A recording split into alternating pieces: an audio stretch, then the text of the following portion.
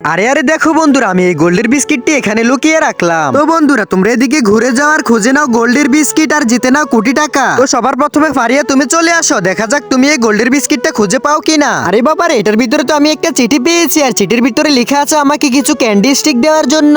তো সমস্যা কি, নিয়ে যাও তুমি, বিশাল বড় এক ক্যান্ডি স্টিক, এটা নিয়ে তুমি বাসায় পর্যন্ত চলে যেতে পারবে। ওরে বাবারে, দেখা যাক এবার আমার ভাগ্যে কি রয়েছে। আমার ভাগ্য তো সবসময় খারাপই হয়ে থাকে। তো তা দেখার আগে তুমি যদি শয়তানকে ভালোবাসো তাহলে কিচ্ছু করতে হবে না, আর যদি আমার মতো আল্লাহকে ভালোবাসো তাহলে লাইক সাবস্ক্রাইব করে কমেন্টে আল্লাহ সুন্দর নামটি লিখে যাও। আরে বাবারে না ভাইয়া, এটার ভিতরে তো লেখা আছে সবাই মিলে আমাকে পানিশমেন্ট দেওয়ার জন্য। তো বন্ধুরা, তোমরা দেরি করছো কেন? ময়নার মাকে তাড়াতাড়ি করে পানিশমেন্ট দিয়ে দাও। আরে বাবারে, আমাকে তো পুরোই মেরে ফেললো। যা, আমি আর কোনোদিনও এই খেলাটি খেলবো না তোমাদের সাথে।